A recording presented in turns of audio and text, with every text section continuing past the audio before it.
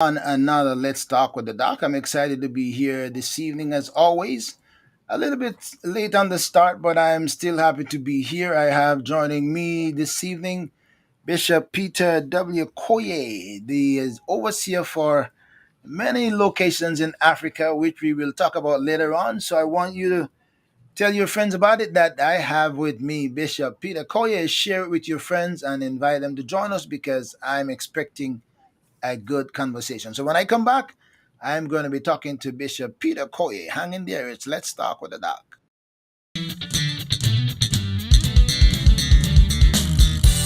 ORB Ministry presents Let's Talk with the Doc.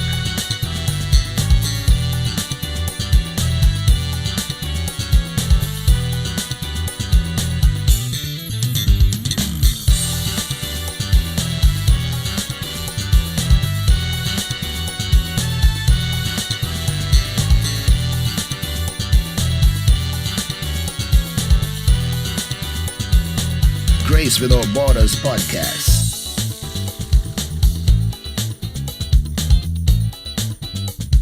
A thought for you. Ask Pastor. And a whole lot more. You never know what's next or who will join the conversation.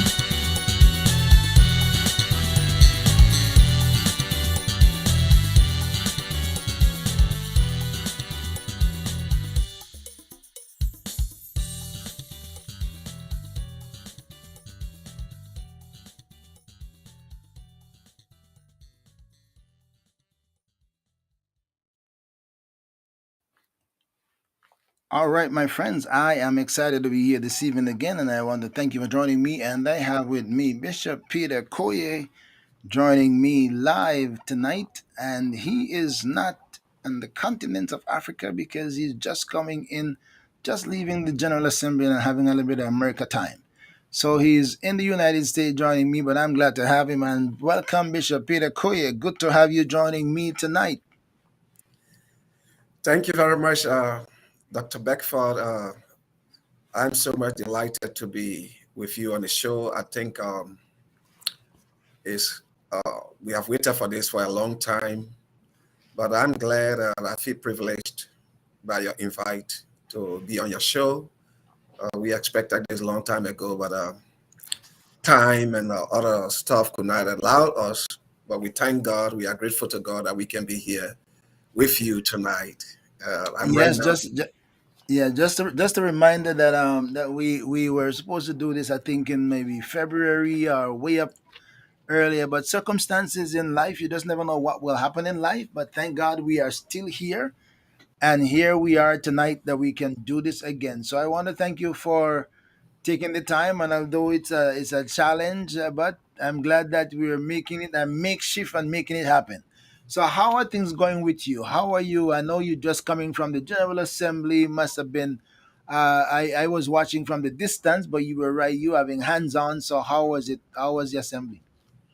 Well, the assembly was so wonderful. It was very much inspiring, encouraging. We had some challenges when it comes to getting new leaders, but those challenges were overcome by the power of the Holy Spirit. And I've been coming to a lot of assemblies. This is my third, not a lot of assembly, but this is my third actually. And this third assembly has impacted me somehow. Vision renewed, fire in my compassion for the mission. And I think I will be going back loaded and with much zeal, with much anticipation to get on the ground and reconcile the world to Jesus Christ. I love the theme. I love the theme. I really love the theme, and I heard some really good presentations. And I hope by the grace of God that we're able to put into effect what we have been instructed to do, and I hope that we will be successful. All right, Amen. so I'm glad to hear that your fire has been rekindled and you're excited going back, ready to hit the mission field because that's what you do, right? Mission field is what you do. But we're gonna get to some of the stories of your life, but I want to get to know Bishop Peter Koyea, and track back a little bit of your story, where you were born, what your life has been like, for what you can remember it in your early days growing up. I noticed that so you can give us a little breakdown, because some of these names maybe I can't even call them. So you can tell me where Peter was born, what is Peter's background, parents, sibling. What was it like when you came into the world? What you discovered when you came into the world? Well, I was born on the 16th of July, 1969.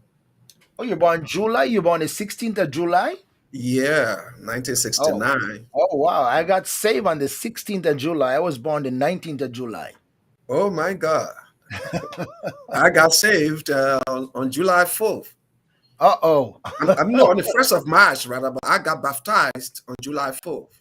Okay, all right, all right. So Yeah, we're pretty close to it. I was born July 19. I got saved July 16. So we are tied up into July. yeah. Um, my father was in the army in the Republic of Liberia, there where I was born. And I was born in the army barracks. The barracks is called Camp Nama. It still exists today, even though not functional as a camp. But there where I was born, there where I grew up, primary school, and then I came down to Monrovia, the capital city, to live with my uncle, who was serving as at the Ministry of Agriculture. He was the Deputy Minister of Agriculture, and so I spent some time with him in Monrovia, and then I went back to the interior, and then the war started. So I came back to Monrovia, and after the war, I was able to complete my high school.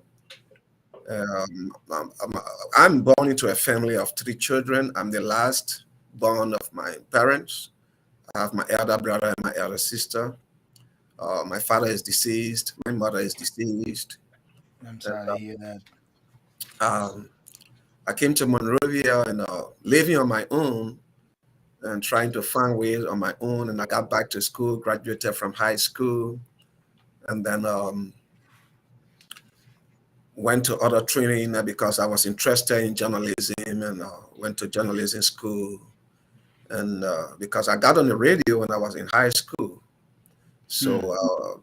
journalism was my passion. So after graduation, I tried to go to journalism school. But back then, when I was in the 12th grade, the 11th grade going to 12th grade, I gave my life to Jesus after a motorcycle accident.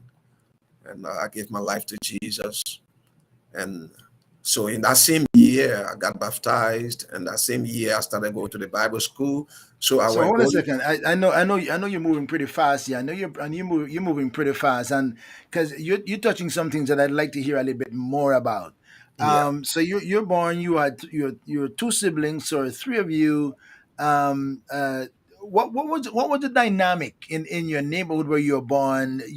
Three siblings. You come along, and they were already ahead of you. What was it like in your environment as three children growing up? What is it, brother, one sister, or what? Yeah, one brother, one sister. And we have other, in Africa, it's a different thing altogether. So my mother brought in some of her nieces, and so that were living with us, and her brother, her little brother. So we were like 6 to 7 children in the house, and we were all getting together. But I was the smallest among them, and I think much care was given to me by my parents.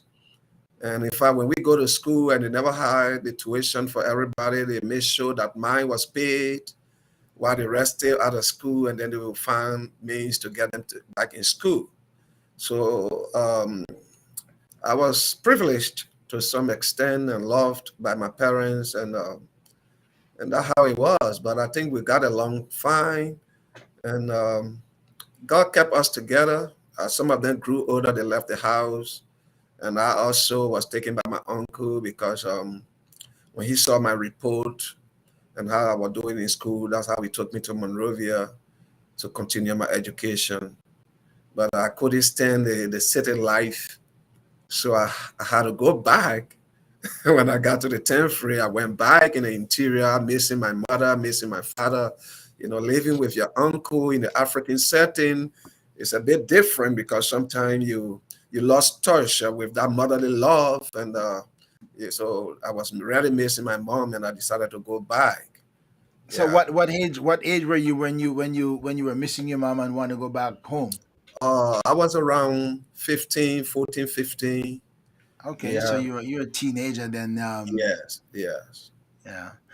So at what point at what point you felt the passion for journalism? What was the driving force behind wanting to become a journalist? What was the influence? Well, at that time, for us that were in television was not really popular. So I used to enjoy the journalists giving news on the radio. But then when I came to Monrovia and I was living with my uncle, and then when I started to see those guys on the television and giving news, and the reporters that were sent out to go and collect stories from the street and interview people, then I got more interested. In fact, up to this date, I'm not much interested in watching movie or television. I only like to watch television when there's news or maybe when there's a soccer game. So I don't like to miss news. So um, I still have that in mind. But that when I begin to see journalists giving news, they're reporting and all of that, I just got interested. So sometimes other kids of my age, my colleague will want to watch other movie, but that won't interest me. But soon, there was a special beat when the news were coming on, and once that beat, when that beat is playing, wherever I am, even in the bathroom, I'm going to hurry up just to come and see those journalists, those that are sent out to collect news. When I started watching the news on television, that's what really propelled my passion. Was it what? And I'm kind of curious. I'm kind of curious about the passion for journalism. Was it because there were always something war, something battles, conflict? What was the eye catcher on the news that drew you to wanting to see the news? Well, for our days, I don't know because their voices sound different. Like we had a guy that I used to follow by the name of Aaron Colley, and the way he would introduce himself, he said, "Good evening, the news by Aaron Colley." That he comes up with a hell. I just used to like the voice and like the way the presentation. Okay. Oh Okay. yeah, All right. Okay. All right. So that was your fascination was the presentation, not the just the presentation. not was the news detail itself, but you were fascinated with the guy or the presentation of the guy, the life of the voice of the journalist, maybe something like that. Yes, yes, that Okay. was the All right. starting point. And going All on right. to going to find out what happened in the community and reporting it back to the public, you know, those are the things that drew me closer to journalism. Okay. So what happened? Why you weren't able to accomplish your dream in that sense? Well, when I got a call, because up to high school level, even in the school where I was, and there was not a press club, I ensured that one was established, and I was giving news in the high school, reporting, and then reported. They had this rural communication network before, and as sometimes they gave chance to students, and I reported on radio, gave news on radio. But every school I attended, I made sure I was part of the press club and interviewing people, doing sports days. Take up time, go and interview the day, interview some students, and then report those news. So I was into it. But then when I got saved, I felt that that where I broke up from journalism because I felt that I had a better news to spread. And I think God knows what He was doing. He saw that passion in me, and He decided to use me to share the gospel, to publish the gospel. And so when I got saved, in fact, I never rode any taxi without preaching to the people in the taxi. I didn't ride any bus without preaching to people on the bus. I went to marketplaces. I was just going all around, whole day So preaching. so so and I want to cut you, but I want to come back. I want to get back to the influence because You got saved at age, what age were you? I got saved in 1992. So from 69 to 79, 79, Okay, so you were 89. like 23. Yeah, Okay, 23. so you're a grown young man. You're Yeah. you're a grown young man at 23. So you're up there. All right. So I heard you talk about an accident, and then I want to tell me about the accident and the influence of becoming a Christian, because you said you become a Christian after the accident, right? Yeah. Yeah. So tell me what inspired, motivated that. What was the accident like, and why after that you decide I need to make a change in my life? Yeah. That was the turning point in my life, and that I can never forget. Mm, I was difficult to witness to, if I should say today, because I did not know what it meant to witness to somebody. So I was a difficult person to share the word of God with, because I had a belief that was settled in my mind that once a person dies, he's finished. There is nothing in heaven, there is nothing in hell, there is nothing like life after death. And just as with a chicken gets killed or dies and it's over for that chicken, that's how I felt. And I had that as my philosophy, as my belief. So uh, if anyone comes to preach the gospel to me those days, I will give you a seat, and then I will, you will pray if you want. But before you can start to preach, I got a question for you. So I will ask you, do you believe that there is nothing in heaven, hell, life after death? When one dies, it's over and there is nothing. And a preacher will not say, yes, I believe that. So once you say no, then I walk away from you. So it was like a barrier. So no one could preach mm, to me. I couldn't accept it, except you believe what I believe. So that was difficult for anybody to get me. And I used to smoke marijuana a lot. And so as soon as you say that, I light my cigarette and walk away from you. And that was the kind of person I was. But it was this day that we got very high on marijuana.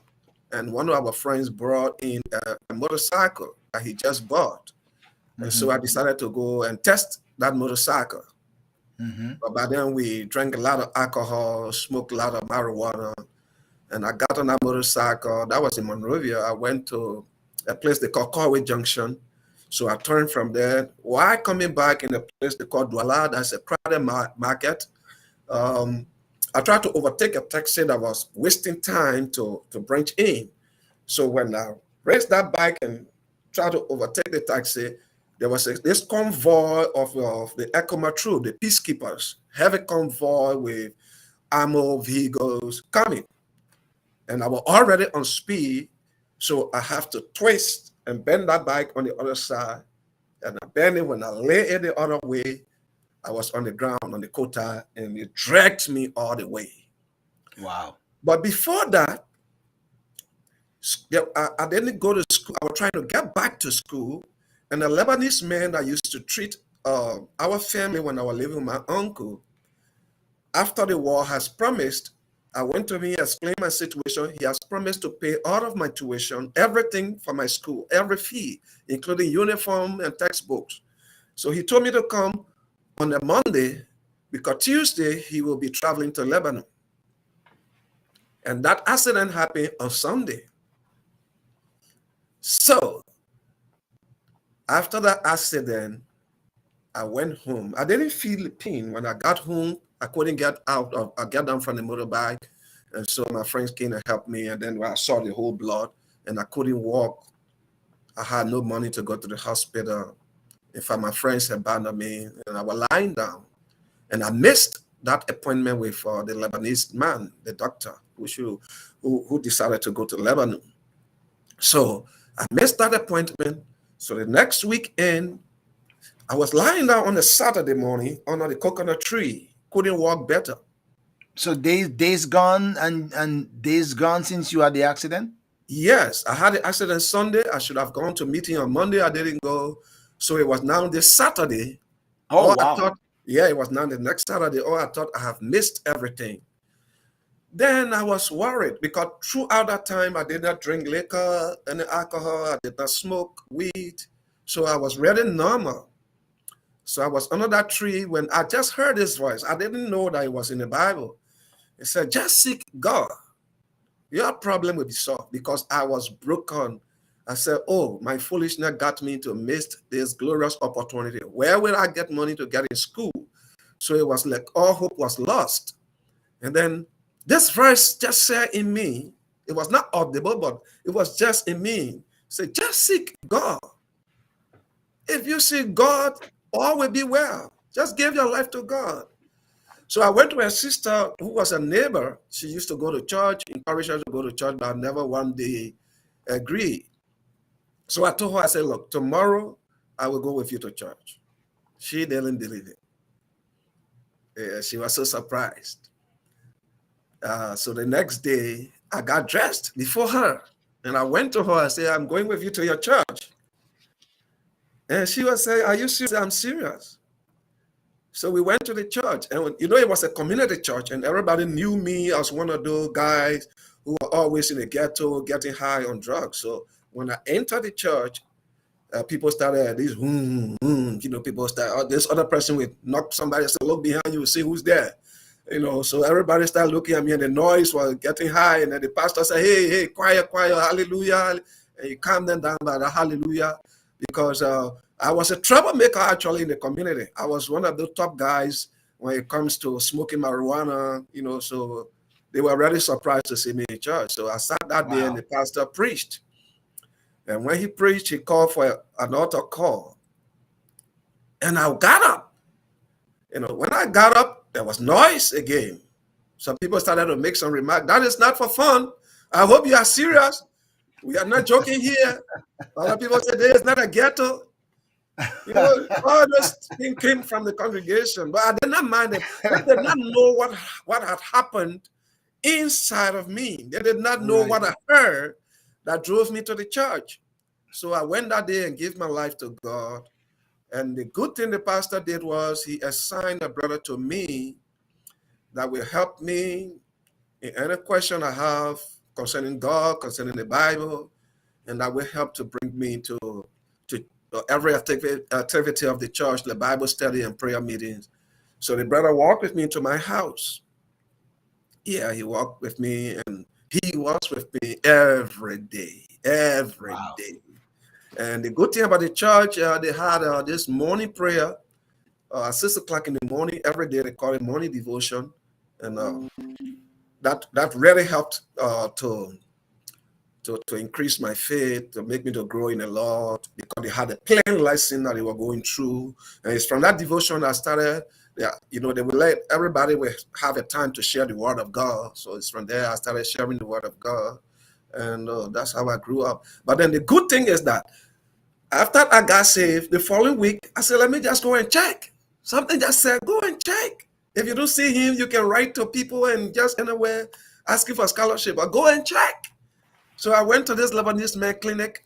He's late now. He's called Dr. Casas. I went to his clinic, and he was still there. He said, oh, where have you been? You are blessed.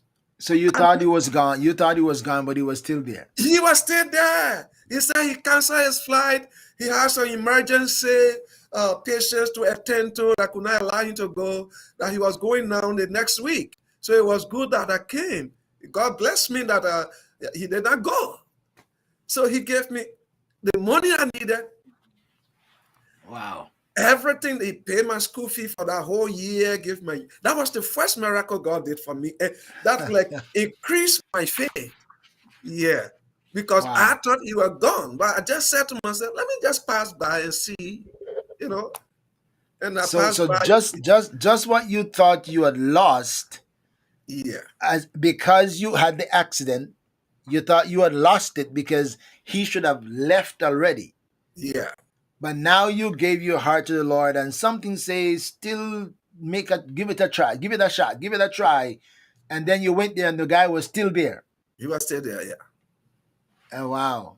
So that ended up being a miracle on your behalf. Yes, he was still So there. tell me after you made that decision, because if you are a notable guy in a community and you decide to give your heart to the Lord, first of all, not only not only some, and we know when people uh, tend to minimize grace and redemption, even though we talk about it, we sometimes don't think it. Some people can be beneficiaries of it, even though we try to share it with them. So you become saved, and they didn't think, oh, maybe I don't know. This is not for joke. They're shouting out while you're going to the Mhm. altar.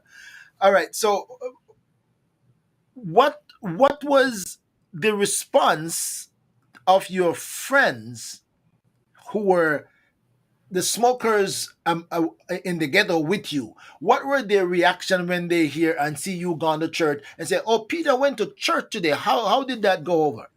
Good question. I was persecuted. We were social boys living together because it was right after the war, the civil war have subsided a little, and there was some relative calm, and we were all living together, taken care of because many people fled, so there were free houses, so we were taking care of a house, and we were together about six boys, all smokers, all drunkards. So, and we used to contribute $1, put together and cook. So when I give my dollar and go to church, like Bible study, when I come back, I will meet my dollar, and my dollar will not be able to cook. So they will cook, and I will come and meet my dollar, no food, and they say, "Well, let your Jesus feed you." So So, they stopped giving you food. oh yes, we start becoming friends, So and you put your dollar in the group, and they didn't spend your dollar. They leave your dollar so that you don't get any other food. yes, because they know dollar will not get me food. We have to put it together to get a good meal. So that's how it was. So when I come back and I meet that dollar, I would just take it and go back to the brother that was sent by the pastor, and I will have food. And we will eat, and I will keep my dollar. So he said, "Don't bother to give them your dollar. Come here every day and eat." And I really want to Wow. thank God. He's called Brother Alexander G. There. He's still in Liberia. He works with one mining company, and we are still good friends. And he did a lot for me. In fact, I have to move to his place because when I'm praying, those guys will come and knock the door, and that's the time that we start to smoke, and the disturbance was so much that I have to move. And two of those mean guys. Oh, I'm sorry, I don't know because I was no more in Liberia when I went to Guinea. They passed, so I don't know whether they knew the Lord. The two main guys that were really giving me a hard time. They passed. I hope they knew the Lord before they passed. So there was a tragedy or what? They just No, I think the other one got poisoned in alcohol, in liquor. He got poisoned from what I heard. In fact, the two of them, wow. because I just heard the last one also got poisoned. You know, yeah. But I witnessed to them anyway. I shared the gospel, but they did not accept it. They were like me, who could not. I know. So Yeah, you were reaping what you sow. yes, At least for a while. yeah, for a while. All right. So I'm gonna pick back a little bit on the high school thing because I'm reversing a little bit because I realized that you started high school and many years before you were able to finish. And you said that that happened as a result of a civil war. Give me a little bit of synopsis of how that happened. Yeah, so I was attending the mission school called Balatoi High School when I went back in the interior. But then there was a strike on the campus in my senior year. That was 1988. And because of the strike action, the school was closed by the government. And, I was in journalism and at the same time into student politics. So a lot of us that were somehow related to student politics, we were bound. So from 1988, 89, I didn't go to school. I attempted, but the education officer wrote the school, so I could not enter that year. So in Mm. 1990, the war came in, and all schools were closed. There were a lot of damage done, life lost.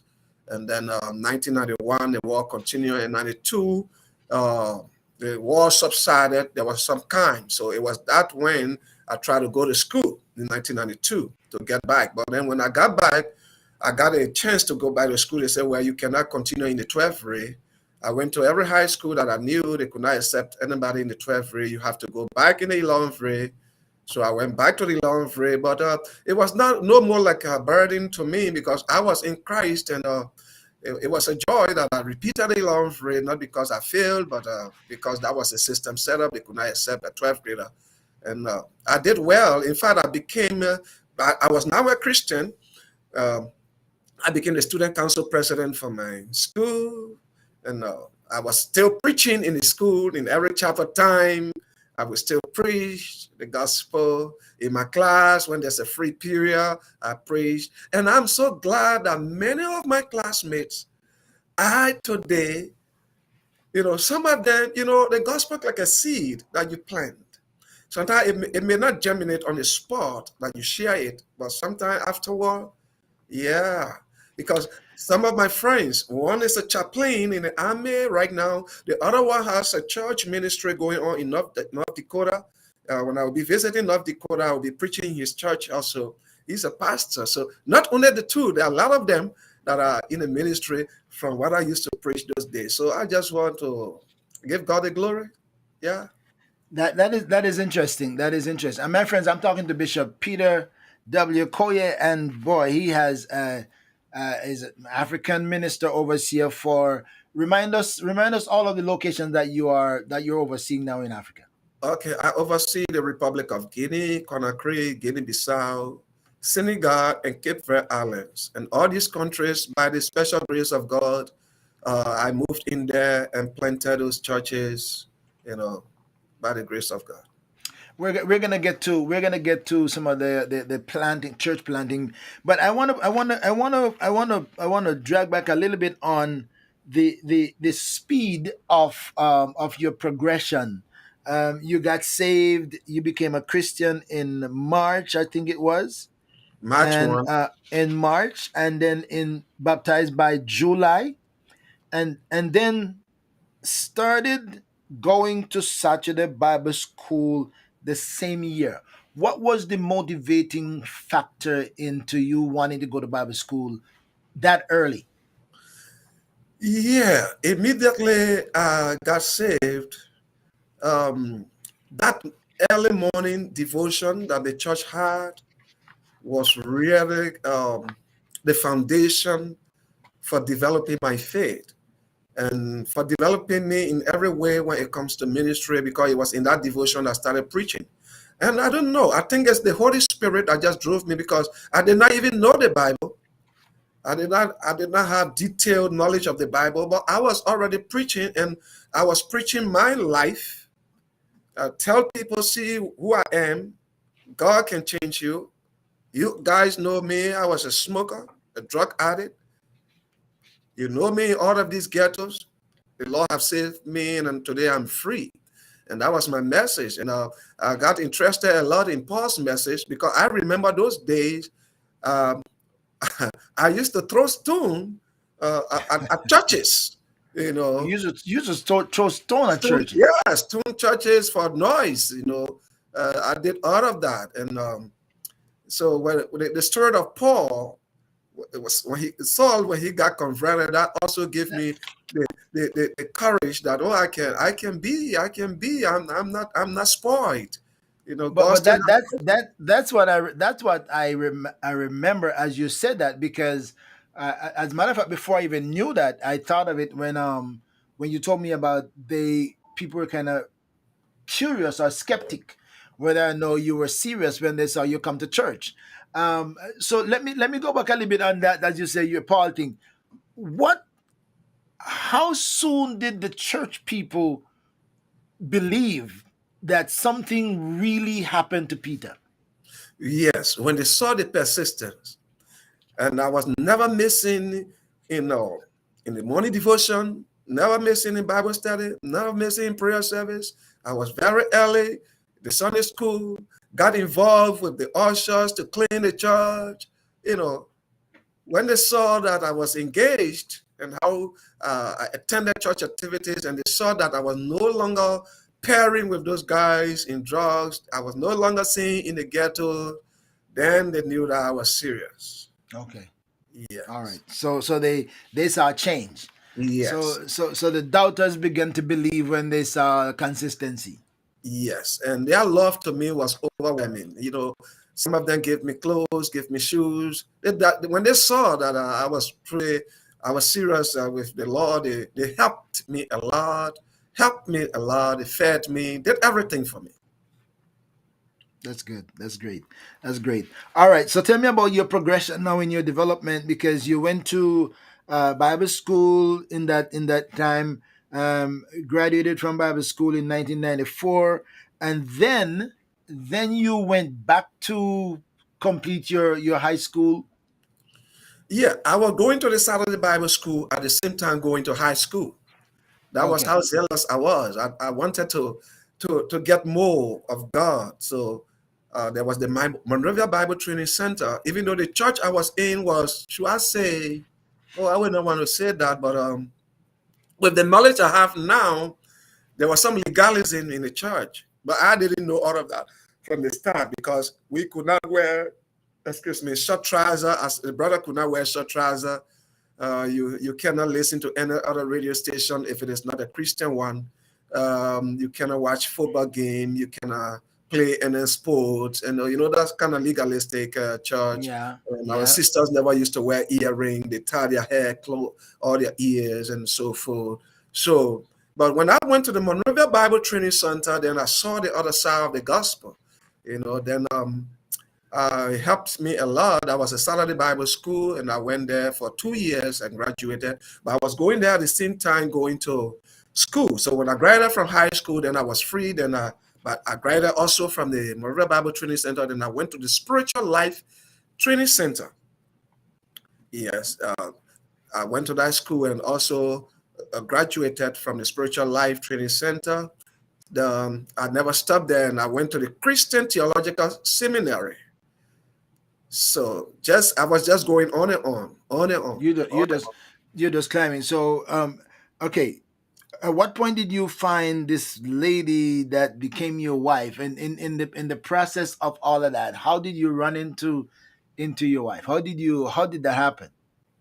Oh, that's good. That's that's a good question, and that is a key component of my life and ministry.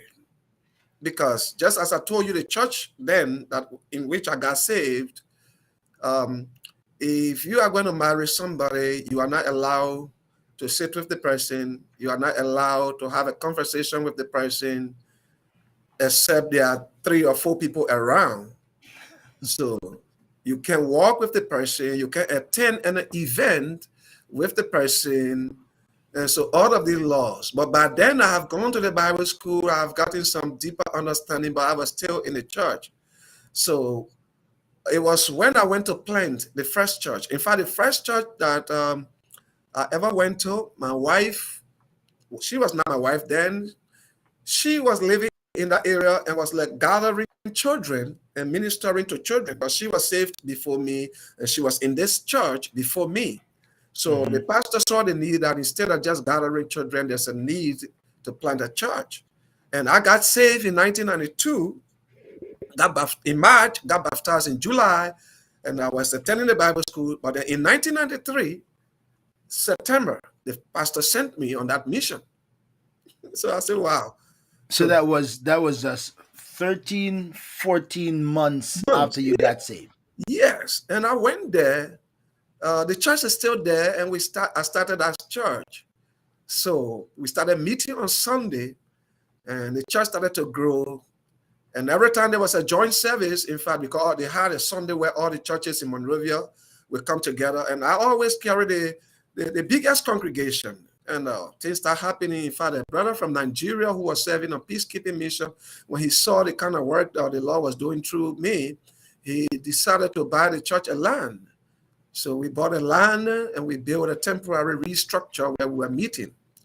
And that was when I met my wife, and I proposed to her. But before then, the pastor had proposed to me because they said I would not be good and I'd be alone. So they proposed to me a sister, but I knew this sister, I knew her life. They are not living with us in the community, so I know her life. So I was like hesitant. And it's like I was putting myself in trouble, not going by the pastor's direction. So when I proposed my wife, it was somehow difficult. But it was good. The pastor had no choice, but he accepted it. And then, but the shocking thing was that a friend of mine who was also a pastor, he was not I would say a friend because he was a big brother in the faith. He was a pastor already before me. Um, he was sent to meet my wife's mother to tell her that somebody want to marry her daughter. And that was their procedure. So I was not allowed to go. So he was allowed, but he went and told the mother already before he could take me there. He went ahead, told the mother, the guy that want to marry, I'm going to come with somebody, but he has nothing. He's very poor. He doesn't even have he does not have an eating spoon. He can't afford to buy a spoon. So if you allow your daughter to marry that guy, you are going to suffer. But I didn't know Who said that? Who said that to her parents? a pastor The from the same pastor? church. The Yeah. pastor who wanted you to marry somebody else. No, it's the head pastor that wanted me to marry somebody. Oh, But then okay. Okay. his immediate assistant was the one sent, and he went and Okay. gave that information. Okay. Okay. But so when he went to the mother, when he took me that day, I didn't know what had happened. The mother refused that I can't marry her daughter. Oh, really? Yeah, so we went home. I went home discouraged, but we were still holding on to our plan. And then a friend of mine was having a wedding in his church. So since we were planning to get married, we decided that we want to go and see how wedding is done. Because since we were in that church, we haven't seen wedding. So not knowing that our head pastor was also invited to that wedding. So when we walked into that wedding and we met him, he didn't say anything. Immediately after that wedding, he suspended me and my wife to be for time indefinite. We already had a date for the dowry payment. That is the cultural marriage, the traditional wedding. Right. He canceled it. He canceled everything. Wrote all churches, wrote everybody that could have helped us in our wedding that the wedding is cut off because we violated the rule by going to an event together. What? Oh, come on. Hold on. So you showed up with your, we're gonna say fiance. We're gonna use the Yeah, term fiance. Your prospective wife, yeah. and that was so negatively received that the pastor actually canceled your membership, It's or, suspended. or suspended you. Suspended. Yeah, the membership. Yeah, suspended. So in my church, I could not preach no more. I couldn't preach. And they asked my assistant to take over. So I was sitting at the back, and the assistant was the What? one leading the church. And then they send out to churches that they should not support you and all of that stuff. Yeah, yeah, yeah. Wow, wow. Where is the pastor now? Oh, he's here in the States. He's still my father in the Lord. As we progress in ministry, we learn. So I don't hold anything. We fixed that long ago. So tell me, how did you get that mended? How did you both deal with that and still get married? Tell me the process of that suspension duration. How did you deal with that? Well, what happened is that when I was suspended, I said, well, um, I will still go ahead and get married. Okay. So Yeah, you're gonna break all the rules now. Then yeah, you're gonna put yeah, up your own resistance. yeah. We decided to still go ahead and get married. We still go ahead Okay. and do the dowry ceremony. So that's why we decided because I was suspended. My wife to be wasn't. So I asked her, so why you decide? She said, no, if you are suspended, even though they didn't announce my name, but it means I'm also suspended. So I'm with you in whatsoever you go through. So we decided to stay carry on. But then it was later now, it was after that the mother called me one evening when she heard what has happened. She said, look, let me tell you why I refused. The pastor that brought you came ahead and told me that you are poor. and I'm going to suffer if my daughter gets married to you. So that was what I rejected. But I'm sorry. You can go ahead and marry my daughter if you want. So we fixed that up, and we still went ahead and did a dowry. The pastor did not, my head pastor did not show up, but some members from my local church showed up, and they were also suspended. So when we did a dowry, Oh my the goodness. traditional marriage, when we did it, then the church excommunicated me. Wow. Yeah, so when they Oh excommunicated me, my so they goodness. called for their ID. I said, okay, if you suspended me and you are calling for your ID, then I'm going to take my picture from the ID, because I would don't want you carry my picture. I don't know what you want to do with it. We are in Africa. So I took my picture, and that annoyed the pastor. And we left the church. And a lot of people were calling me, come and join our church. And the pastor did not stop there. He went to the school. I was now attending the Spiritual Life Training Center. And he went there and told there are some Americans that went down and started that church, and told the American, look, this guy is not in our church. Don't allow him in your school. And the woman said, no, why should I stop him? If he's bad, as you are saying, this place is to train bad people. So we cannot Oh get rid of wow. him. He will continue here. So, Wow.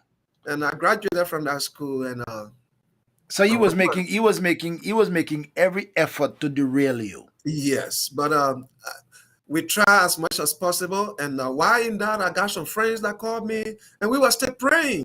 We thought about starting our own ministry, and the Lord said no. So it was when there was another heat of war that everybody was running scatter. I went to one of my uncle's place in another part of the city. That was where I met Church of God of Prophecy. Okay. Yes, but before the Spiritual Life Training Center, even the Bible school I was attending, there was some Church of God of Prophecy ministers.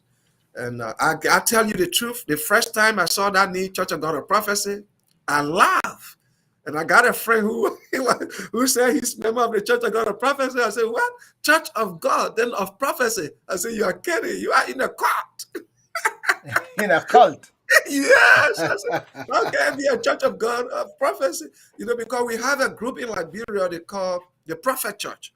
And they are Okay. actually a sect, because they don't wear shoes. They got a lot of practices that are not biblical. So when he said Church of God of Prophecy, but here I am today, I'm in the Church of God of Prophecy. So when we went to that part of Monrovia, the pastor invited me into the church to preach, and I preached. And I worshiped with them. I saw that their worship was good, but then I was not attached to any church. He invited me the second time. I went there, even though I didn't preach. But and he said, can you join us? I said, I don't have a problem. I can join you. That's how I joined the Church of God of Prophecy. That was in 1996. Wow. Yeah. So there was that so-called stigma attached to that, Church of God of Prophecy, because you have the Yeah. prophet thing, and Yeah. that it is misinterpreted ever so often, and still people um, uh, misinterpret or don't understand the term.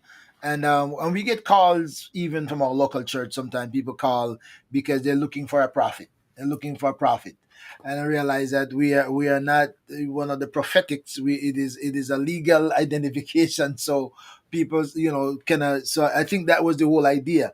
All right. So boy, you fought a battle in your heart. So tell me, on because I hear your side of the story. What was your to be wife? What was her thinking during that process? How did it affect her emotions? How did you guys navigate through this process of emotional roller coaster, roadblocks here and there? And how did you still decide that we're still going to hold this together? Well, I think she was looking up to my leading, because she was depending on how I would feel and how I would act. Because one point when I got excommunicated, she was not excommunicated. So I asked her, I said, well, they have asked me to leave the church. So are you staying? And she said this to me, and I still remember. She said, they said that the better goat head is burned, and you are asking if there's still a bird. You know, so when the hair gets burned, the bird also get burned. So Right. if they excommunicated you, they have excommunicated me. So we go together. So she Okay. she All right. supported All me right. a lot, and we count it as a joy. The bottom line of everything is to be sure that you are saved.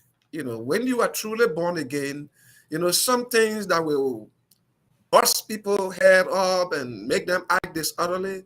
Sometimes just the Lord just make you to take it cool. So we never fought over that. We left the church, and the church is still there. And the Church of God of Prophecy wanted me to go and establish church in the same area. I said, no, I can't go back. So I came back further down to the road, and we started planted the Church of God of Prophecy. And today, the Church of God of Prophecy is there. Yeah. Wow. Wow. Very interesting, my friends. I'm talking to Bishop Peter Koyea, overseer for many different areas in Africa.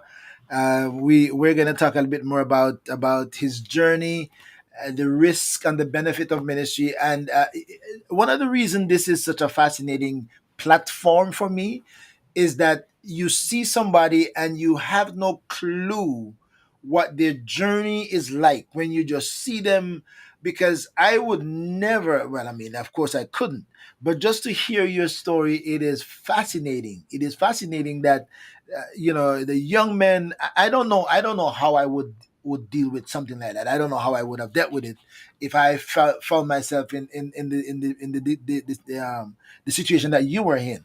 So now you've rode all the storm, you ride the waves, you decide now you get married. Tell me how the marriage part you pulled that off, and then where your life went after that. Yeah, before I go to that, let me say that my pastor in question, I still consider him as my spiritual father because he nurtured me a lot, and I still do respect him. But long before I could even come, he called me to a large meeting, elaborate meeting, and we settled everything, and we were good. They want then I was already planted Church of God Prophecy. So I said, well, Dad, I cannot come back, but I'm still your son. So the first time I came to the stage in 2016, I did all I could to visit him. I went to he's in Maryland. So I went to Maryland. I spent some time with him in his house. We are good. I love him. He's my father in the Lord. I still respect him. I just wanted to say that. But my wife and myself, we are doing very well. Did he ever apologize for his approach to it?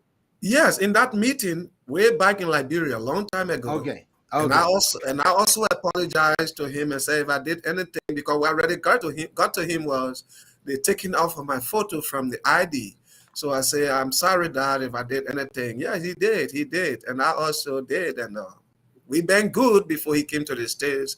Before I went to Guinea on mission, we been good all along, and we are still good. Wow, that is a fascinating story. That is a fascinating journey, and thank you for sharing that. All right, so now you are with the Church of God of Prophecy, and you're preaching our churches. You got married now. What turn did your life take now that you said we finally got this done? Where did your both life turn? Well, I would tell you that our marriage have been through storms because not only did we get persecuted by our church, the church we were in then, but my wife's father was not in Liberia when we got married. So I wrote him a letter, and being from my background, when it comes to journalism and writing. So when he saw that letter, he thought his daughter was in the hand of a doctorate degree holder who has some money, who is well settled. Because I already pinned that letter and told him. So you fool them? You fool No, them with the journalistic skills and your writing ability? I was just myself. That is who I am. I just made sure All that right, so go ahead and tell me a little bit more about that. He just thought, okay, this letter is so well penned. This guy must have been a top-notch guy in the community. All right, so tell me how that unfolded. so yeah. So when he came down and saw that we were living in a rotten house, Oh Lord of mercy. yeah, we were living actually. We were suffering. You could stand outside and see some of our things through the holes from. It was just a zinc shack, so we were down. So when he came and saw his daughter in that condition, I had gone out to look for food, and he was discouraged, and he said as of that date she was no longer his daughter, and Oh he left wow. in rage. He insulted me, and I got by home, brought nothing. We hungry, and my wife is in tears because her father had been dead, and said all sort of things. So I said, okay, we will go and see him. She said, oh, don't bother. I said, no, we will go. And I mustered the courage. We went there, and the old man did not allow us in. He just kept us on his porch. And I introduced myself. He said, and that's all he did. And after a while, he went in. So we left. Wow. So we went through Wow. some tough time in our union. We Oh suffered my a lot. goodness. Oh Yeah, my we goodness. suffer a lot. We suffer. Oh my goodness. Oh my goodness. Whew, man, I'm looking back. I'm looking back, and I'm feeling your pain. I'm looking back. I'm looking back, and I'm feeling your pain. As a young people, I cannot imagine what that must have been in that moment. So now, so tell me, how did you move on? Did he ever accept you as his son-in-law? Did he accept you guys' marriage? Did he ever come into becoming a part of the family, or what? Yeah, some point in time afterward, because we did a traditional marriage in 1995 on June 10. So we are 27 years together now. So uh, when we got ready to westernize, because in Liberia, you can do both.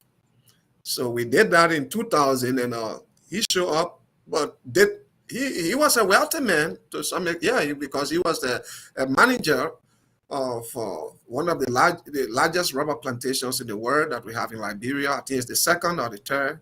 So he was a manager, a group manager Mm. for that company. So he has some money. So, but he didn't support us in our wedding. But on the day of the wedding, he showed up indeed. And after the wedding, then he gave us $200. I can still remember. So he was like a little bit softened. I think his wife was talking to him because he was no longer with my wife's mother. He had a different wife. So, but then he Mhm. really received us when we went on mission. And after I was on mission, they bought me a car, a Jeep. So He we bought decided, your he bought your no, car. no, no. The Church of God of Prophecy did that. Oh, Yes, okay, okay, that okay. was in 2007. So when the church bought that car, so we decided to come back for just a short vacation for like 2 weeks. So I drove that car straight to him to greet him, and we brought him some gift. You know, yes, that was when in fact, he did not make me up. He did not make up his daughter. We got down from the car. He was still sitting like he doesn't know who's coming, and like until the wife shouted and called my wife's name. Then he said, oh, really? And he jumped again and hugged us because he did not expect us to come down from a Jeep. You call that a truck, but we call it Jeep in Liberia. Right, So right. an SUV, let me put it that way. He did not expect us to be coming down from a car, and I'm the driver. So, so it's from that day he received us, and we were good until he passed. Yeah, we were good Okay, until he I'm sorry to passed. hear that, but whew, wow. My wife is asking, how are you guys doing now? I can imagine that your life ministry has shaped your lives for 27 years. How are you? How is your wife doing now? How are your family doing? We are good. And God knows the future. And I think those experiences we had kept us together more. Yes, what we pass through, no matter what comes our way, when we think on where we came from, we hold together the more. So we are doing very good, very good. I'm here, but we talk every day. In fact, just few minutes before you could call me, we just talk. So we are pretty, pretty good. How many children you got? How many children you have? All in all, we got five. Oh, you're making good. You're making good. Yeah. You got how old are your kids? Um. Oh my God. Like Esther now. Esther should be the one I'm visiting now in Texas with her husband. She should be around because I met her with her mother actually. So she should be around 20, 28, 29, 27, 28, 29. She was born 19. What would that be? 1991? She's So more you than so you 20. so you had children before you were married? I didn't. I didn't, but my wife had. Oh, okay, okay, okay, Yeah. okay, okay, okay. Got you. Yeah. All right, got it. All right, so your family is doing good. You're excited. 27 years and counting. Thanks be to God. Blessings follow you, man. And Amen. I'm talking to Bishop Peter Koyea. Actually, I met him some years ago at the assembly, and actually preached at our church when we not too long after we got our new place.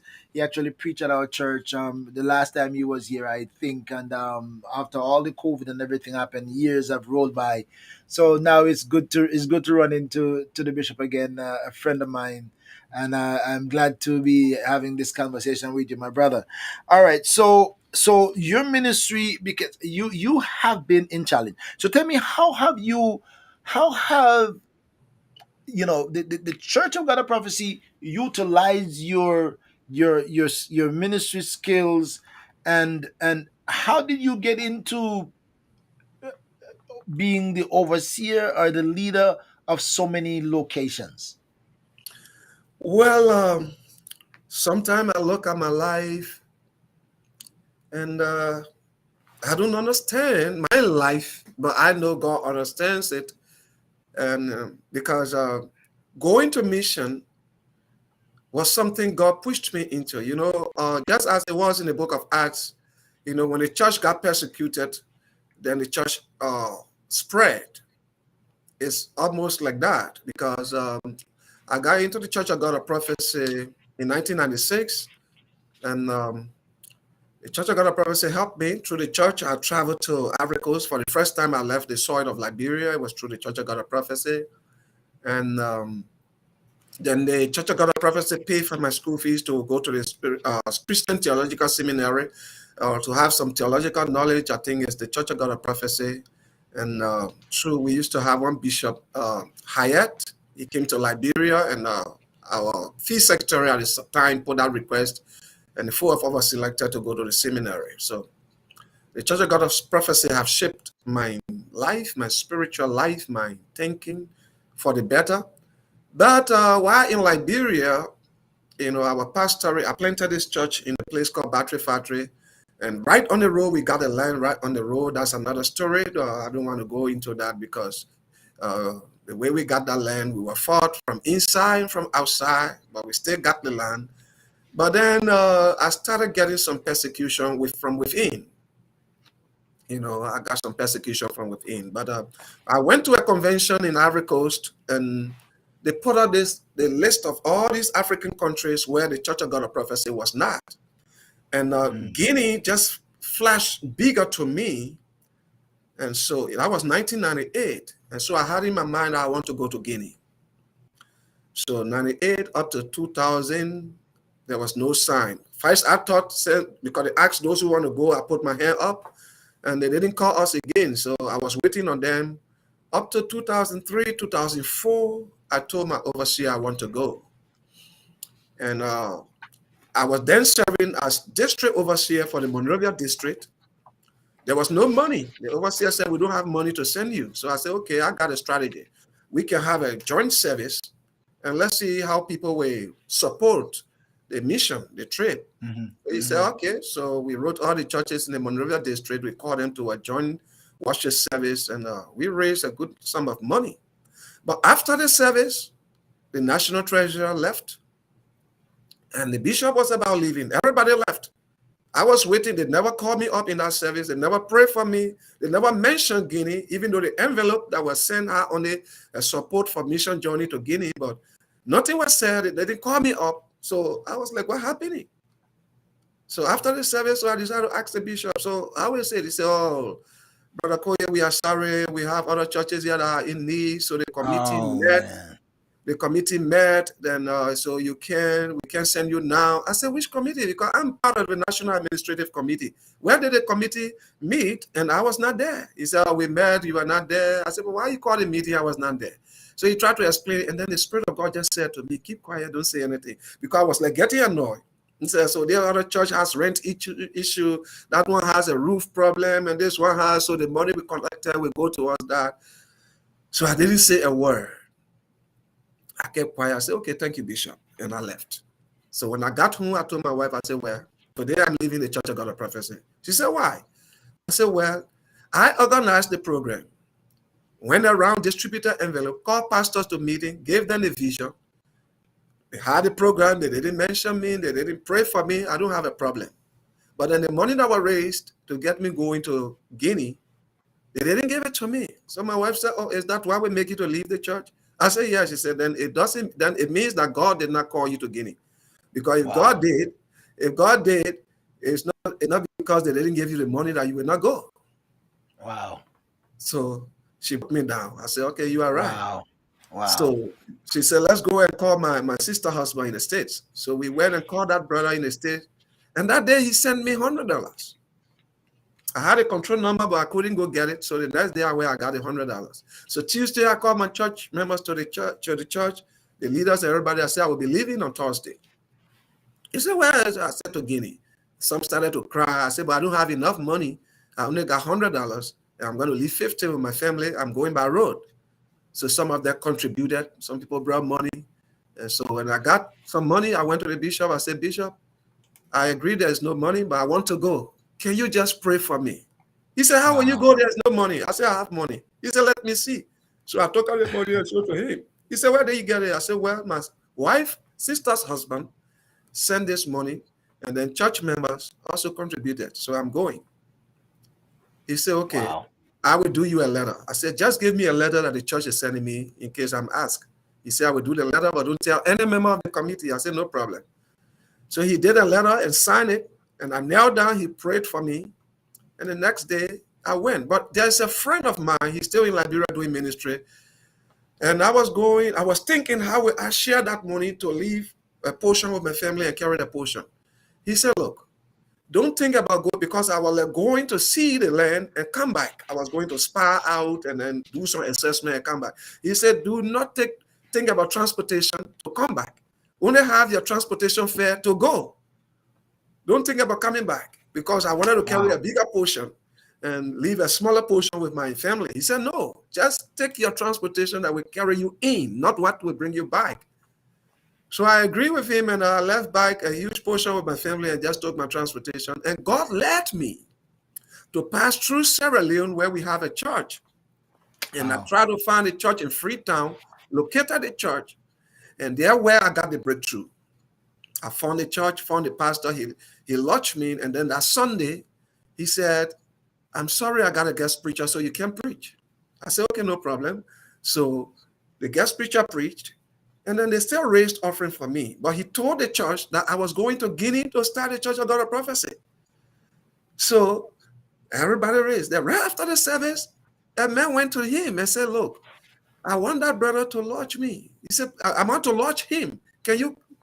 The man can say, I said, do you know anybody in Guinea? I said, no. Do you speak French? I said, no. He said, okay, I got my brother that got running my shop in Guinea. I'm going to call him now. He will lodge you, feed you until you can have your place, until you can start a church. I got my brother that is doing my business in Guinea. So right before us, he called a guy and said, I'm sending a pastor. Take care of him. Lodge him in the room where I sleep when I come.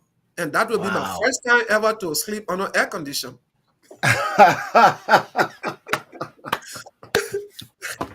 He said, lodge him in the room where I sleep every time I'm in Conakry. Wow. So the pastor said, okay. So the church gave me some money equivalent to like $50. And that man gave me something equivalent to like $100. And he took me to his house. I slept with him. Early in the morning, he drove me to the park, put me on the car, paid my transportation fare, gave the driver extra money to take me to his shop where his brother is. Wow. So that's how I got to Conakry. And I lodged with his brother for like 3 months, you know, not thinking about what to eat, where to sleep, what to drink. Whew. So that's how I went to Guinea. And that is just one of your stories. That's Yes. just one of your stories. Now I know who is this person named Queen Favor King, because I said God has been faithful to our family. Who is that? She's my daughter. Oh, that's your daughter? That's my daughter. Oh, she said God has been faithful to her family, and okay, Yeah. okay, all right, all right, all right. Interesting, man. This is a fascinating story. I thank you for sharing this story. This is just an interesting, challenging, but purpose driven. Yes. Purpose driven, and when you're called to something, in spite of the stumbles and the hurdles, because I was saying to my brethren a couple of weeks ago, because God called you for something or purpose something in your life or design something for your life, does not mean it's going to be easy. As a matter of fact, history shows that almost nothing for God has ever been easy. Nothing for God has ever been easy. And I remind my brethren that God gives you the end result, what it's going to be before He get you started, and then take you to the journey step by step. He never give you a blueprint of what the journey is going to be like. Because if we knew the journey, some of us would have quitted or changed our minds. But one step at a time, like where you were discouraged, and God placed your wife right there to say, like Job said to his wife, "Do you expect only good things from God and no evil?" Your wife is saying, "If God had really called you to go to Guinea, would that be the reason why you don't go?" And that in itself, that is just fascinating. Sometimes God just put people in our lives Yeah. for really, really special reasons to help us to fulfill His call on our lives. And I know that you have, that is only one of the stories, and I know we wouldn't have time to hear all of your stories, because I'm assuming that most of these church planting experiences have a story by themselves. Almost everything, I imagine, has its own story. But you have been a church planter in spite of what? Tell me, why is church planting your passion? Well, Well, both you and your wife, church planting is your passion. I think God called us to it, and He has shown that over and over that He called us to church planting. We have never pastored a church planted by anybody before. I Every church, noticed, I saw that, and that is fascinating. yeah. And I think God called us to it, and I don't know. He just built us to it. We've been moving from place to place, place to place. Even with my daughter Queen that just made a comment. We moved with them to Guinea-Bissau. I moved with the family, and my wife doesn't complain. God, I think God it's just by grace. God just called her into it, and we just accepted that grace, and we love it. We love it. So when we moved into Guinea, when I moved there, I couldn't speak French, not at all. And I had an interpreter from the start, and later my family came and joined me. But today, if you go to our church in Conakry, if you go there and you don't know me before, if they tell you that I'm a Liberian, I'm English speaking, you won't believe it, because everything is done in French. I preach in French. Nothing is done in English. And I think God helped us in that way to like settle the church in Guinea, because most other churches that are there or that were there try to, where the pastor preaches in English and there's an interpreter. Guineans do not feel too comfortable with that. But I thank God that He was able to help me through my interpreter, that I was able to catch up. And today, all of our churches are French. We have French speaking pastors, French speaking congregation. We do everything in French. And from Guinea, we went to Guinea Bissau. That was another challenging place that we went to. And there were times that we slept in mosque. On our way, when we had breakdown, so nowhere to sleep, the only place open, there's a mosque, and rain is coming. So we go into the mosque and sleep. There were times I remember in Guinea-Bissau, because you were talking about the risk. I think our topic has to do with the risks and I think, yeah, I think I'm gonna the get to that. reward. Well, I can Okay. see that the risk and the reward of ministry, right? Yeah. So, Yeah. Wow. so our passion, the fact that God is able, He's dependable, and He's the one who has this work. It is His mission. We rely on Him, and He has never failed us, and He will never fail. I think that is the driving point. We have a God that we believe in, that is all able. Yes. So we rely on God. We have somebody to rely on. Let me tell you, in all our mission work, we don't rely. I thank God for the support we get from headquarters, from mission partners, Harvard partners. But our reliance is on God. Our reliance is on God. He uses who he wants to use. He decides which channel to pass, so that He can get to us with whatever He has for us. But our reliance has been on God. And I think that is the driving passion, because we rely totally on God. One of the reason I love this program, this ministry that God has birthed. It's for stories like these. It's for stories like these because stories like yours are inspirational. Stories like yours are life changing. Stories like yours pave the way for some people who would run into situations and and and and and have something to reflect on and said, this minister, this pastor, this bishop, this sister, this brother has been through this. They've been through these things, and God brings them out. God bring them out. And if He did that for them, I believe He can do that for me. Some people are in their struggles as we speak.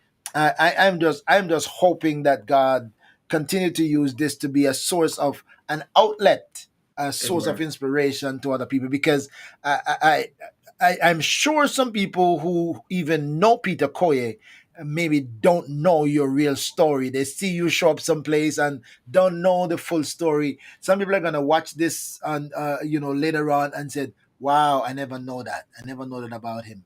I never know that. I'm gonna see him differently." Okay, so you've been planning, planning, planning. I wanted to get to this point. I wanted to get to this church. Because I remember after you came here and you preached at our church and you went back home, I remember you sent pictures out of a church that got burned. Give me a little breakdown. Remind us, or inform some of us, and how did that happen? And how did you pull through that? What led to your church got burnt down? How did you get to rebuild, and where things are now? Thank you very much, Doctor. That church was the first church we planted in Conakry. That church has been through a lot of persecution. We started that church in a classroom, and later moved uh, to an abandoned poultry farm in the heart of the Caporo area in in Conakry, and where we found a place. There was one military man taking care of that place, and he gave us a hall with no roof, and so we roofed the hall, and the church continued there. But then, out of a sudden, and one day, another group of military people came on order of the president to ask everybody to leave, and so we lose that place. Hmm. Yes, they broke down that building, and so we decided to find a place, and we went up. So this church that got burned was the next place we moved to. But by then we have already planted a lot of other churches around Conakry. So we Mhm. moved to that place, and now it's a government property. The land is a government property, and so there's a guy who had this place, and we asked him to rent it, and he rented it to us. But we didn't know that that place was for government. But Mm. later on, it became clear that it was for government, and so we were worshiping there, and the government decided to take the place. But by then, we have written several letters officially to the government requesting for that particular land where the church was. And so the government were in the process. So when the government decided to remove people, they sent notice to the church, to everybody. But then when time came to demolish, they demolished everywhere and left the church.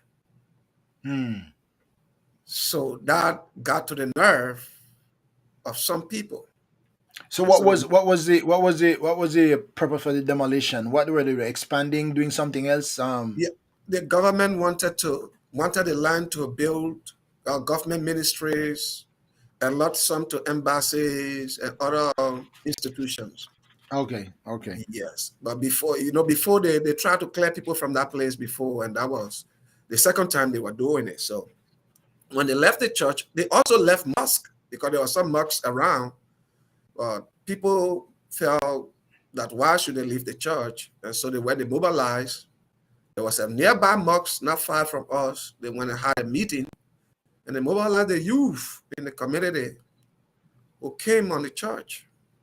And the pastor was there with his wife, with his children, trying to get ready for service that evening when those guys broke in and jacked them up, put them out, and set the place ablaze. I was at the other church because we have another church. I was at the headquarters church actually when I got the call. So I came down. When I came, the church was already in flame. So the government came in, called the religious community, the Muslim, and they came to beg for what happened. And the president gave a donation of $2,000, which was very minute as compared to what we lost. So, but we saw that very huge in the sense that for a Muslim president to be able to do that in the midst, we appreciated that in a way, but that could not do anything.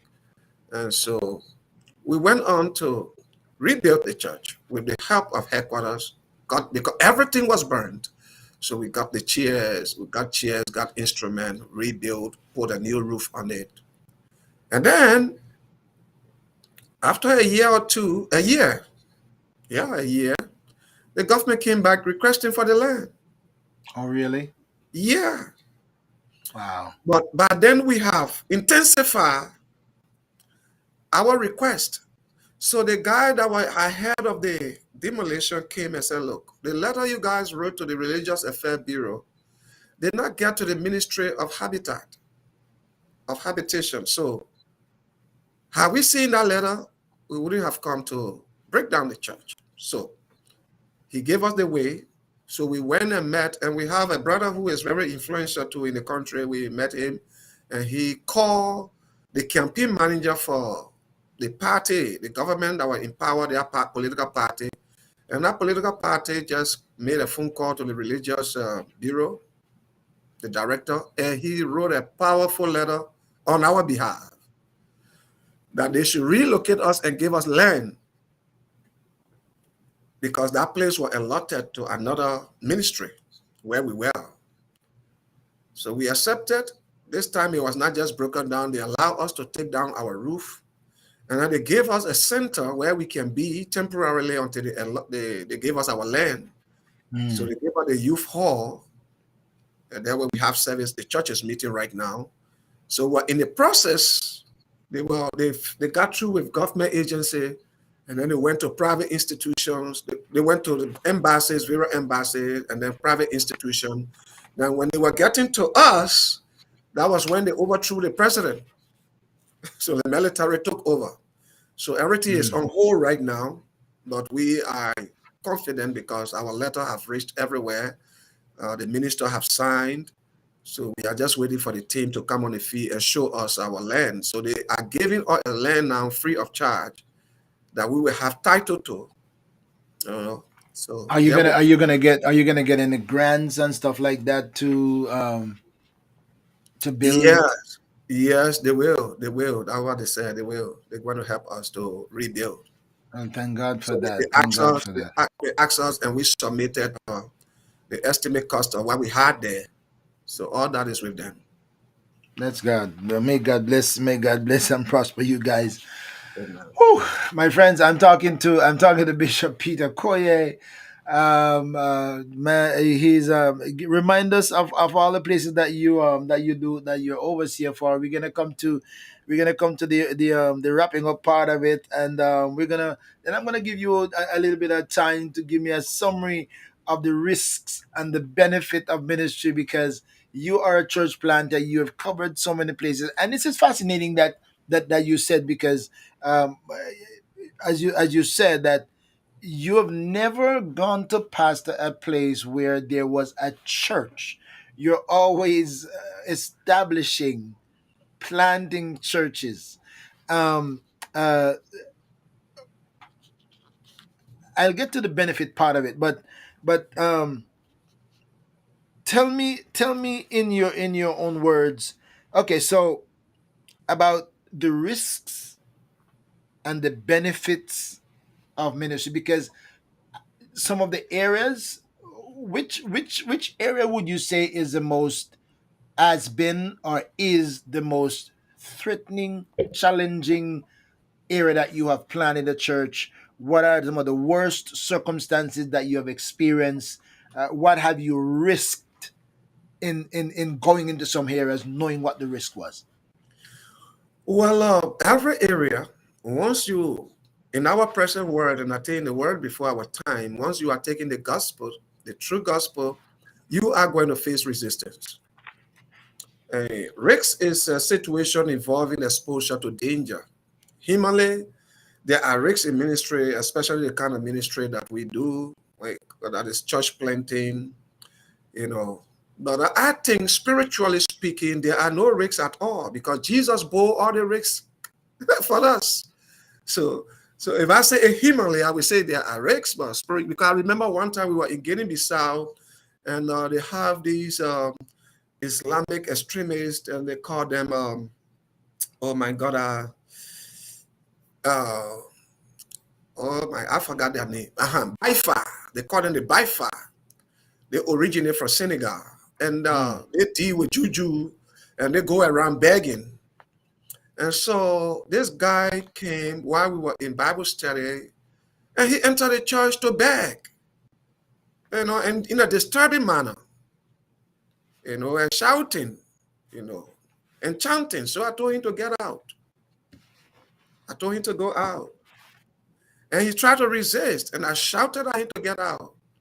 And he ran behind the next house. And my wife was afraid. Say, you are not alone. These people are wicked. But I knew that he can't do anything. And he ran behind the house and came back and tried to say some words, showing your hand. And I said, I rebuke you in the name of Jesus. And I stood there and resisted him to his face. And you don't do that to those guys, because they, according to them, they are really, really dangerous. Mm-hmm. So, and he left because crowd came, and then he left. And I didn't know from that day, every time he wants to pass that way, he will be spying to see if I'm outside or the church door is open. I didn't know that. So you don't want to be seen passing by. You don't want you. Yes, he got afraid of me. So now we come back with the Bible say, rebuke them sharply that has fear. Yeah, exactly. So it was the neighbors that told me that this guy, when you are outside, he doesn't pass here, he passes the other way. But when you are in, then he passes. So one day he came, he was spying, and they called me and said, come see. So when I came, he ran and passed the other way around.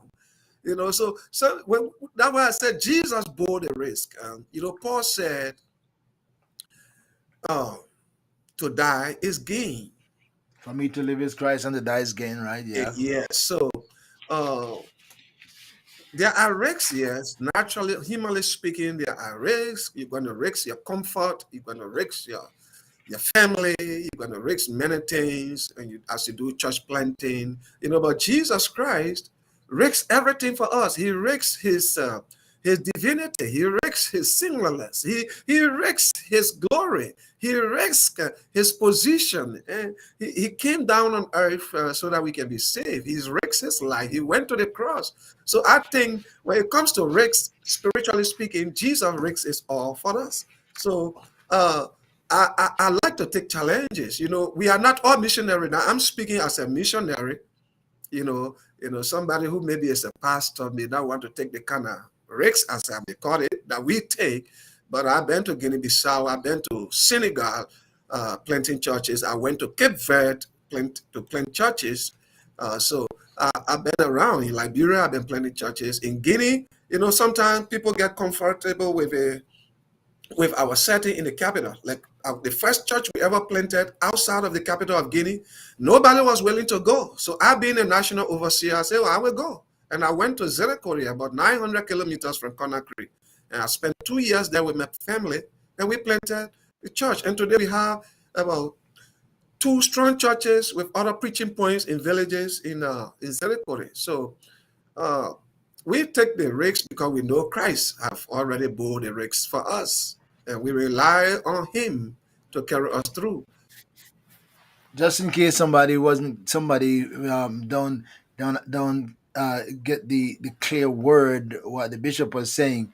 He's talking about risk, right? Some question was the Risk, risks and the yeah. benefit of ministry, and some of us where we are located, we don't face risk. Sometimes the only challenge we have is to have funds, to get some things done. But the risk, we don't face some of the level of risk like some of the guys in your area and places that I have gone. To ministry, we have places where pastors are actually slain. Their churches are burned, members are killed, pastors are killed, wives are stoned. So there are many risks, as you say, by location. Sometimes it's more risky in some location than it is in other locations, and I assume that you have been through the hard times of risking some places, like especially with like when your church got burned and stuff like that those are some of the risks of Mhm, ministry. And mhm. but then the benefit maybe outweighs the risk if you have the courage and the determination to take those risks. Yeah, let me talk a little bit about the benefits. I say a reward. Um, I think the reward of ministry is when at the end you stand before Jesus and He says, "Well done, thou good and faithful servant." Amen. The reward will be the reward of the crown of righteousness in 2 Timothy 4:8, the crown of life in James 1:12. Those are the rewards, because sometimes when we talk about rewards, people try to look at earthly benefits. And the reward also, if I look at it earthly, are the people that are saved through our ministry in Guinea-Bissau, in Senegal, in Cape Verde. Those are the rewards. Because if we do all this work and take all the risk, and yet nobody gets saved, then there is nothing. So I think the rewards are those that are saved. And when we appear, the ultimate reward is when that day shall come, when our work on earth is done, or when Christ returns, and He tells you, "Well done, my good and faithful servant." There is no reward greater than that. you know. So I'm not carried away with earthly rewards in terms of maybe benefits in terms of having houses. I've been building my first ever house in life since 2017 up to now. It's not yet finished. So I'm still renting from my family because I moved my family back to Liberia because of the school, the English speaking school in Guinea are not up to date once the child gets to 10th grade. So we are still renting in Liberia. I'm renting in Conakry. So, but I'm not looking at those kind of rewards, because today the prosperity gospel quote unquote, because the gospel is also the gospel of prosperity. God wants us to Mm. prosper, but the way some people have gone on the extreme make it look like as if suffering is not part of Christianity. The Bible says Christ suffered for us, leaving us an example. So uh, I see rewards in terms of all that we do at the end, no matter what you have on the earth, at the end, when God shall say, when the Son Jesus Christ shall say to you, well done, my good and faithful servant, that's the biggest reward. And that's what I look up to. I agree with you on that. But on the earthly side of it, I think my thinking would be to see lives change, to Exactly. see people come to the Lord, to risk bringing the gospel here, but the benefit of seeing the result of bringing it here, earthly. Those are some of the temporary benefits that encourages you to keep on doing it. And then yes, we look at the ultimate reward where you will hear that well done, where you will not go to another location to plant another Amen. church because that's the ultimate. You have finished your course and you have kept the faith and run with patience. Tell me if you can, and I know you have maybe many high and low moments, but in before I give you a conclusion of a summary, um, what would you say is, if you can pinpoint something, a couple of things, what would you say in Peter's ministry journey? What would you say is a haha moment, a high point moment in your ministry? You said, "Yes, yes, yes, Lord." And then when you look back and said, what would you say? Oh my God, this was a dull, low moment. What would you say in contrast to those two? Well, the high moment for me has been our ministry work in Guinea Conakry, because God in our church in Guinea Conakry, by the grace of God, is fully established to the extent that we have capable men. If you remember, I came with one of those men to your church, people that believed our message, people that believe the gospel through us, people that we have. That is the high moment where we have able people who are following the Lord, who are dedicated, you know, a Conakry. That is the high moment in along all my journey.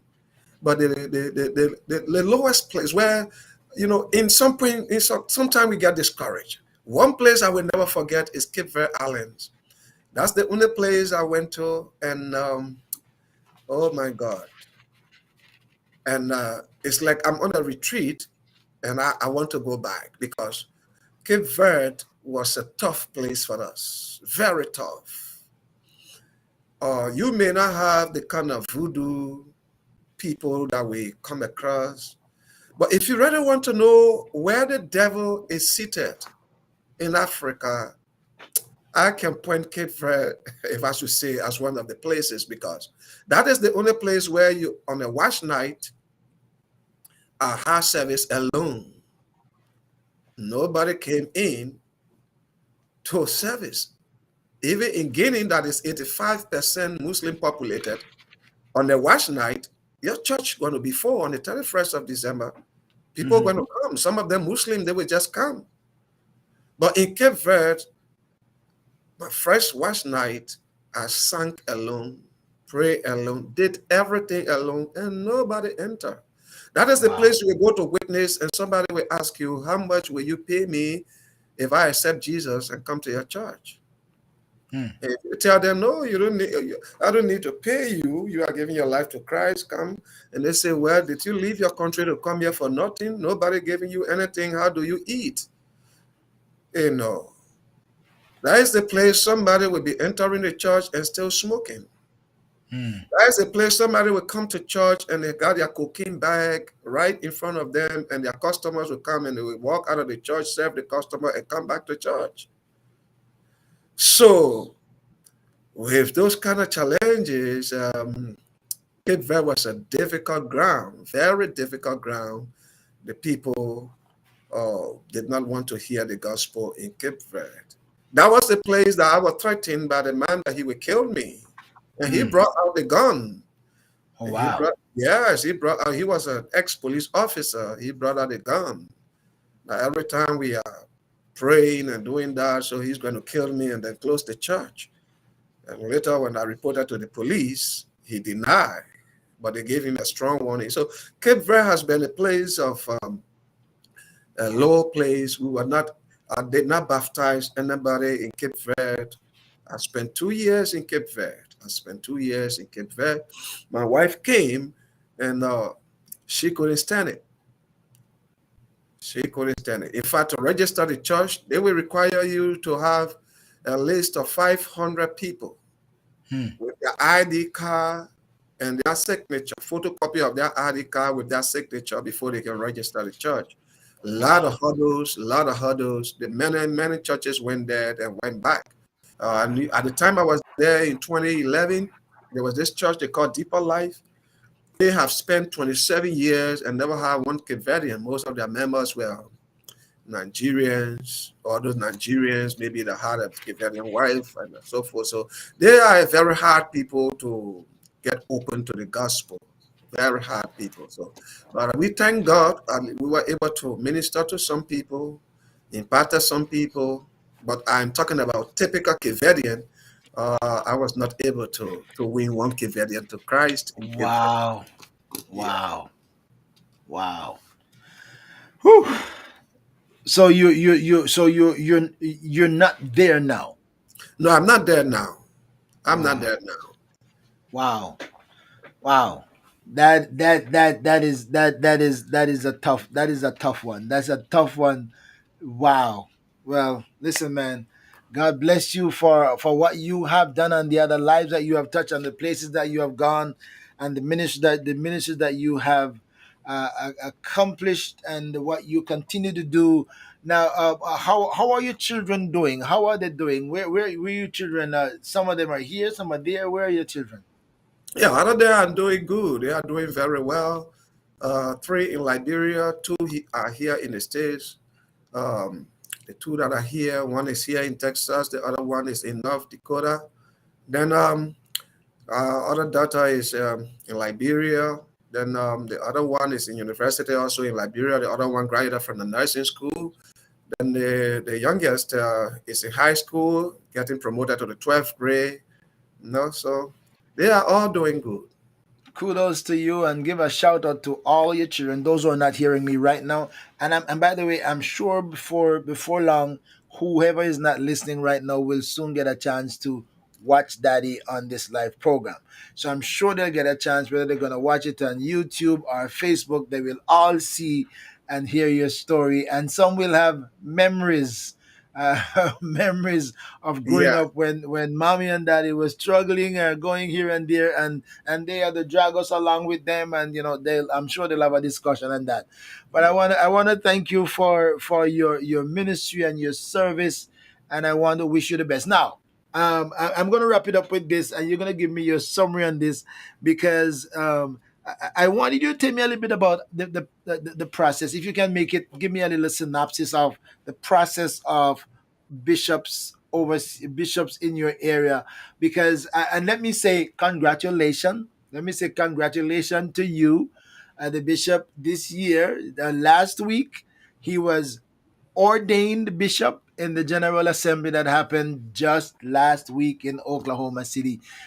Tell me, what was that experience like for you to get to this moment of this climatic moment after you have been in ministry for so long, and now here this moment happens. Give me a little summary of that.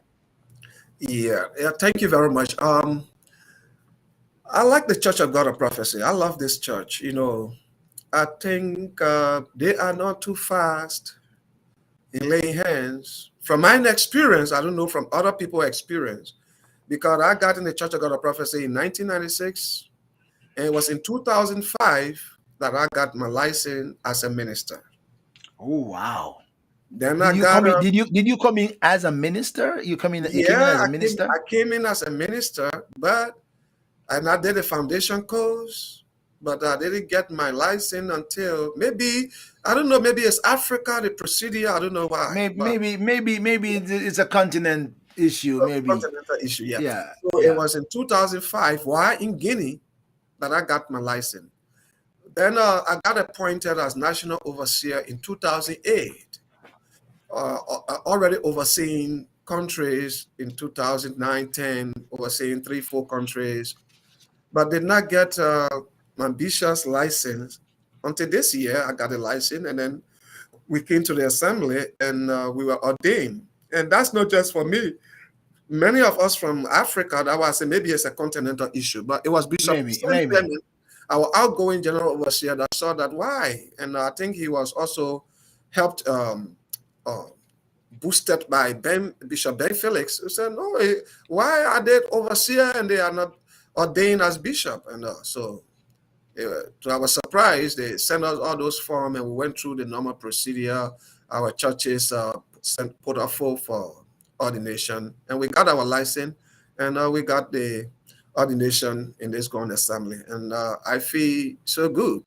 I feel so good. But I got encouraged by Bishop Tim McCallep when he said, before your ordination, you must be a bishop before ordination, because your ordination is not going to change anything to make you a bishop. That So, is true. That so is true. I say you got it. We've What? been functioning already. So, Well, okay, all right. Well, they set you forth. They set you forth as bishop, and then eventually they ordain you. I would imagine, that you have to prove yourself. But again, continental issues, protocol, processes, depending on how the presbyter from your area, depending and how aggressive they might be in following through on process, so that might be a contributing factor to that. But kudos to you. Congratulations. You're going back to Africa as the ordained bishop, legally, legitimately documented. So that should be a good feeling going back yeah, home. Yeah, that should be a good feeling going back home. And then, those other guys who are there who didn't get to come are gonna be a little bit jealous, but patience is a virtue. yeah. Thank you very much. I think somebody is asking which country was that. If it was the country where I did not win anybody to Christ, that was Cape Verde Island. I did not win any Cape Verdean, but I won some Liberians who were there to Christ. But if it is the country where I come from, where I've not gotten my paper, then I'm from Guinea Conarky, but now I got my paper. I'm ordained bishop, and I'm so happy for that. Yeah, You want to spell the name of that place where you say Kefren? Cape Verde, Cape Verde. Cape, Cape, yeah, Or Cape. Cape Verde. Cape Verde. Okay, Cape Verde. Okay, here I got it here. CAPEVERDE. Cape Verde. Exactly. Okay. Yeah, Cape Verde. Okay. All right. All right. Yes, so that's what Sister Christine asking the question, what country was that, Pastor? And this is my bishop.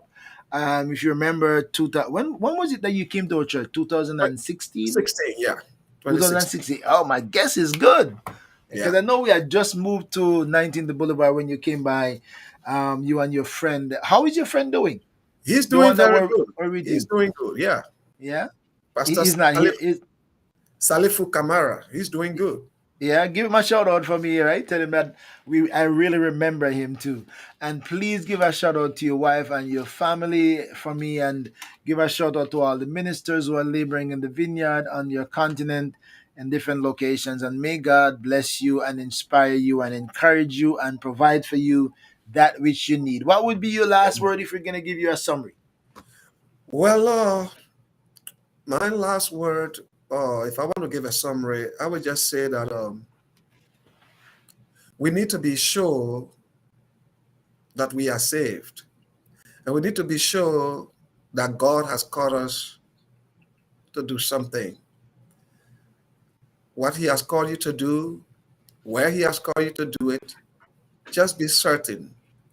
And total reliance on God, total dependence. Don't depend on your wisdom, on your knowledge. I'm not saying you don't need knowledge. You need knowledge, you need wisdom, you need people. But our ultimate dependence should be on God, on His grace. And He will see you through if you are dependent on Him. And that has been our strength. We just depend on God. Nobody, my father used to say, through me, my father got saved, my mother got saved, my brother is saved, my whole family got saved by the Good grace for of you. God. Yeah. Good for But you. my father, when he was not yet a Christian, his popular name was Nobody. That's how his friends used to call him. So I think there's a scripture that I rely on throughout my life from the time God called me. It says, and we know that all things work together for good to them who are called. All things. So no matter what comes to me, it may appear negative, but if the Lord allow it, He has a purpose. Mm-hmm. He has a purpose. So that's just my life. I just take everything and throw it at Him. I put it on God. I gave Him my burden. I gave Him my worries. I give whatever challenge I have, I put it on Him. And I think that is the key to helping me to go along in my Christian walk. So I want to encourage all of us to look up to Him and rely on Him. Even for this assembly, if I tell you how I came, because the embassy, when I got to the embassy, it was closed. There was no interview dates available until August. So I Whoa. was thinking, because I was visiting my family in Liberia. So when I went to Guinea, tried to apply, no interview dates. So I called a friend who works at the embassy, but not in the consular session. I explained to him, he said, but have you talked to the consular? I said, no. He said, okay. Do you have the number? I said, no. He gave me the number and I called. And I explained myself to the consular. I said, Friday, that was on Tuesday. I said, Friday, check. Maybe there will be an opening in the afternoon. I checked and there were 8 spaces. But before I could finish filling in my phone, there remained 3. I filled in my Wow. phone, submitted, got my interview date. I said, let me just check. And there was no more space. Wow. So you got the last space. Yes, on Friday for interview on Tuesday. Wow. So Tuesday, I got my interview, got my visa. Other people tried and they could not get space. In fact, that how Salifu could not come because he could not get a space to Oh, get his couldn't get an interview. interview. Wow. Yes. So, Wow. reliance on God, depending on Whew. God. Anything you don't have, Nothing comes easy, right? Nothing yeah. comes easy. So I really want to also thank you for inviting me on your show. I'm so much grateful. I see this as a great privilege. I want to bless God for you, and I want to thank you for this time. I want to thank your wife. She's a kind woman, and I want to thank your church administrator that time that went with us to pray at your church, Grace New Life. I want to thank all of you for your prayers, for your support. May God really bless you. God bless you too, my brother. God bless you, my friend. I'm glad to have you on with me. And believe me, man, we can do this again. When you get back into your country and settle in, listen, we can do it again, right? We can talk again because there is Okay. still so much that we have not spoken about. So, hey, and I know you have ministers, and it is always inspiring to me to hear people's story are inspiring. So I wouldn't mind talking to more people who have great stories. And didn't have to be ministers, but because some local people really have good Oh stories in their yeah. journey, in their life experiences, and it doesn't matter where they are on the continent. If they have a good story that can be a source of inspiration to somebody, I won't mind, you know, taking a look at the possibility of having them on my Okay. program. So you might be the conduit or the source or the liaison from the continent of Africa to say, oh, you can talk to some of these people, veterans and missionaries and ministers and even local somebody who's just like have a story that would be an inspiration to somebody. My friend, I'm talking to Bishop Peter W. Can you tell me can you tell me the W? Tell me that name because I can't call it. Yes, that W is an African name. It means the doings of God. My mother gave me that name is Walakewon. Wa- Walakewon. Wala ke walk. Yes. Wala ke one. Walk. Yes. You don't pronounce the N. Wala ke walk. Walakewon. Okay, what does that really mean? Does it have a meaning? Yeah, the doings of God The or doings of God's God. The doing. doings of Yeah. God. Okay. Yeah, that's in my Okay. native language, my And God. your mom name was near to that, right? What was her name? Yawon. Esther Yawon. Yawon. Yawon. Yawon. Yeah. Yeah. Yeah. See, I'm trying to call these names. Yeah. I'm talking to Bishop Peter Koyea, my friend from Africa, my minister overseer for many locations, and it's just been a fascinating story. And if you just joining us and you didn't hear the beginning of the story, you have to go back and listen it, whether you on Facebook or what or YouTube and TikTok. You can go back and play back this. And by the way, everybody who watches and listen can share this program. I hope to see everybody hit your share button and share it with somebody, because I think Bishop has a fascinating story in his early ministry, one that 95% of us maybe would never experience in our lives. So it's a good story to listen. And my friends, I hope that you'll follow me on Facebook, TikTok, and Twitter, and also subscribe to my YouTube channel, because as it says, you never know what's next or who will join the conversation. I would be remiss if I didn't play this, just drop this little ad in there from on my book and a little bit. So I'll come right back and I'll say goodbye to Bishop Koye when I come back. So hang in there, my friends. The seven churches of Asia Minor, the churches in Revelation. Have you ever wondered how relative they are to the churches today? Get a copy of this book, The Seven Churches of Asia Minor, and it will unveil truth to you. Chances are you'll find your own church related to one of these churches, and you might not like what you see, or maybe you love what you see. But get a copy of this book and begin to discover why Christ sent those seven letters to seven churches and addressed them separately based on their character.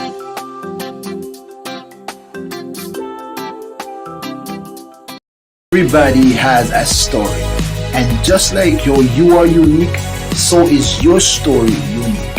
Every Wednesday, I talk to somebody else about their story or some issue that is burning that's relevant. Maybe one of these days I could talk to you about your story. Every week, live on Facebook, YouTube, and Twitter, about somebody's story on Let's Talk with the Doc. Maybe one of these days I could talk to you or somebody you know who has a unique story that they want to share. Every Wednesday, 8 p.m., join ORV Ministries on Let's Talk with the Doc, live on Facebook, YouTube, and Twitter. There is a story, something to encourage and inspire you. You may even have a life-changing experience. You never know what's next or who will join the conversation. Stay connected. Subscribe to ORV Ministries YouTube channel. Follow on Facebook, Instagram, and Twitter. Follow me on Facebook, subscribe to my YouTube channel, check it out on Twitter, and of course, follow me on TikTok. Let's journey together. There's a lot for us to talk about.